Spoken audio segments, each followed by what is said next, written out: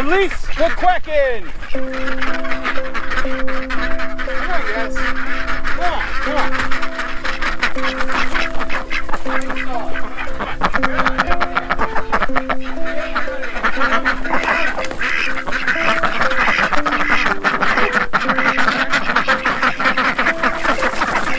Everybody in the pool.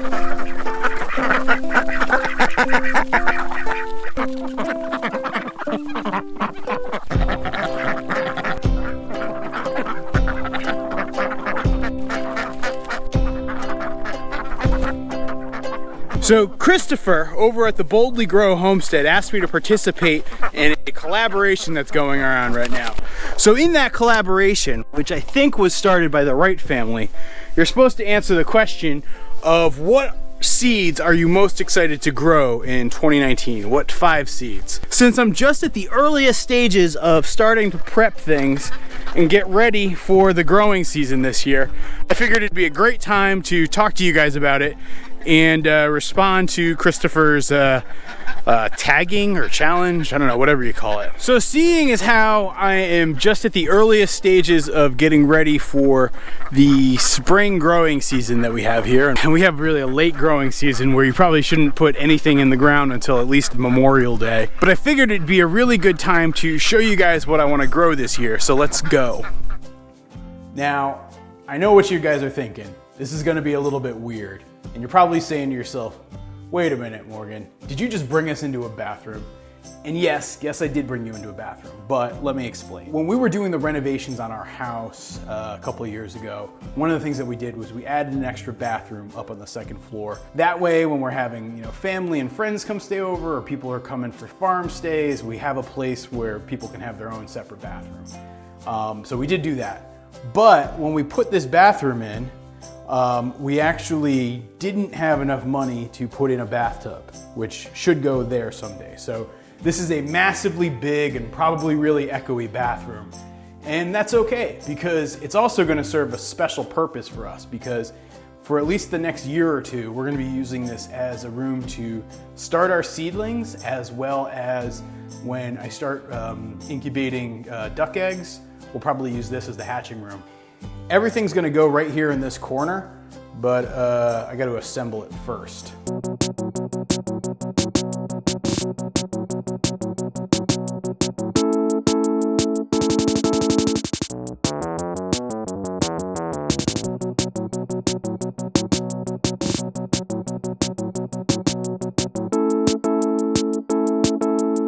I gotta say, I was reading the instructions for these lights and they come with like a little FAQ. And it's pretty hysterical. Question, is anyone using the LED grow light for plants other than marijuana? Answer, yes. The light works great for veggies too.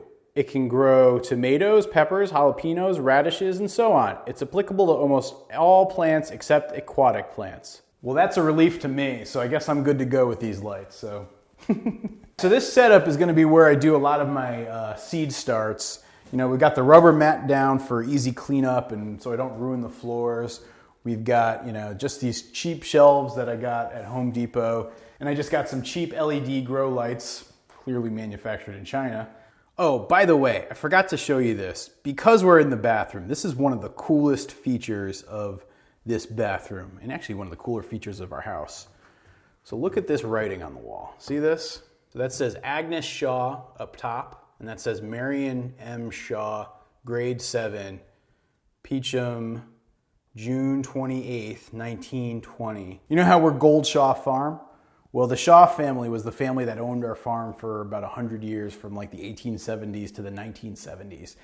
And Agnes and Marion Shaw were two sisters, actually the two Shaws who were the last ones to live here. And they spent significant chunks of their lives living here. And apparently this room at one point was their bedroom. And that right here, that was their bedroom graffiti. When we were doing the renovations on the house, I couldn't bear to have that disturbed at all, so we just sort of painted around it and we're leaving it covered up by the mirror to try to keep it somewhat protected. Now, let's take a minute to talk about what I want to actually grow. So for this year on the farm, Allison is going to continue to have her little kitchen garden. She did such an awesome job with it last year. It provided us with a lot of good fresh veggies over the course of the summer and into really even this time of year with some of the stuff that we have frozen. And so she's gonna do that again this year and keep building on that. In addition to that, the other thing that we have planned from a gardening standpoint, and I know I've talked a little bit about this before, is that we wanna grow a Three Sisters garden. So the Three Sisters garden, for those of you not familiar, it's the combination of squash, beans, and corn. And the three different crops grow together in an interplanted pattern. And when you do this, it's supposedly beneficial for all three plants. I'm gonna take the duck yard, and so that spot where I've been keeping the ducks all winter and letting them splash and poop and make a mess, that's gonna be the spot where I put the Three Sisters garden. So once all the snow melts and I can put the ducks out back in the orchard again, I'm gonna start to till that up and plant. But let's discuss what I'm actually planting now. So the first element that I'm going with in the garden is corn. Now for corn, I'm going with the Dorney sweet corn. I got these from Baker Creek. Allison and I love it. The idea would be we'd grow a ton of it. We'd grow some for ourselves. I might feed some to the ducks. But we're gonna do a ton of corn. I'm not gonna get too creative and crazy with the number of varieties of corn that I'm gonna grow out in the Three Sisters garden. The reason for that is I'm concerned about cross-pollination and that might hurt my yields. I might do one or two other varieties, but space them out pretty far and maybe even put something like sunflowers in between them to prevent that cross-pollination. But yeah, so the sweet Dorney corn, I'm gonna be planting a bunch of this all throughout there. It's gonna serve as the base of the Three Sister. The second thing I'm really excited to plant is the McCaslin 42 pole bean. So the McCaslin is this nice little white bean. So just a little guy. It's something that you can eat fresh. It's something that you can eat dried. Again, what's nice about this is we want to try to grow a good chunk of food that we'll be able to enjoy throughout the late fall and winter out in that Three Sisters garden. And so this is something that will store pretty well too. And it's probably also something I can feed the ducks. Again, I want to be able to leverage the fertility of the ducks, maybe even try to have it be that I'm bringing less grain and less feed on to the farm for the ducks by growing some of our own food crops that they can also eat. Now, seeds number 3 and number 4 that I'm also very excited about are two different types of squash, but in reality, I'll probably grow like, I don't know, 5 or 6 different types of squash. The traditional New England pie pumpkin is always a good choice. It stores really well. It's great to eat. I enjoy it. This one or the Connecticut Sweet are the two variety of pumpkins that I like the best. I'm not a big fan of the ornamental pumpkin, but these guys are good, durable, also a food that the ducks like to eat. One of the things that we found is we had like a couple of squash and a couple of pumpkins go bad as we stored them in our cellar so far this winter. It's been nice because all I do is just take them, hack them open and leave them for the ducks, and the ducks go crazy. They feast, they love them. It gives them a little bit of variety in their diet in the winter, and so I'll definitely be growing that. Another thing I'm looking to grow in a large quantity is the Delicata squash. The Delicata is our absolute favorite squash. There are so many meals where, we will have some sort of meat and a Delicata squash, and it's like the best thing on earth, especially after a long day when we don't feel like cooking. It's really easy to prepare. You just cut it open, dig out the seeds, make it into slices, throw it in the oven for half an hour, and boom, you've got this sweet, tender, yummy, yummy squash goodness. These things store for a really long time. I'm gonna be very excited.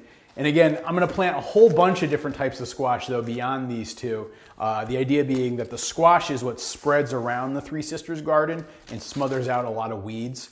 And so that'll be great. One other note, both of these seeds come from High Mowing Organic Seeds. They are a seed company here in Vermont. They're really great people, really good stuff that they do there.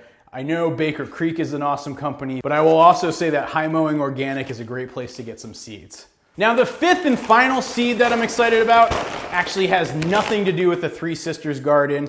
I've actually already started to try to germinate these seeds, and here's what they are.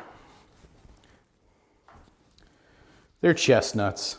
As you guys know, we have this nearly 600 tree permaculture orchard in our farm. It's been something that I've been working to establish for a number of years. It was really the first project that I undertook here on the farm, and it's been something that's been ongoing. We're still several years away from really getting serious yields out of it, but I've been very focused on trying to sprout my own chestnut seedlings and really be able to create my own tree stock. I'm gonna continue to replant and plant trees back there. I might even start selling bare root trees. So if you guys are interested, maybe drop me a comment down below. But chestnuts, I am so excited about. I will admit, you know, while I think annual vegetables are a lot of fun to grow and they are a good addition to your diet and to what you eat, I think that perennial tree crops are so much more important to a long-term sustainable farm. So if you're really trying to plan and build a homestead that's sustainable for a long period of time, I strongly encourage you to look into trees and tree crops and shrubs and all sorts of perennial food crops that you can grow. Even though they take a little bit of time to ramp up, they are just awesome in terms of what they can provide for you in yield. So I strongly encourage you to check that out. So those are the 5 seeds that we're looking to grow. I'm really curious to hear what you guys are thinking about too. So be sure to let me know down in the comments.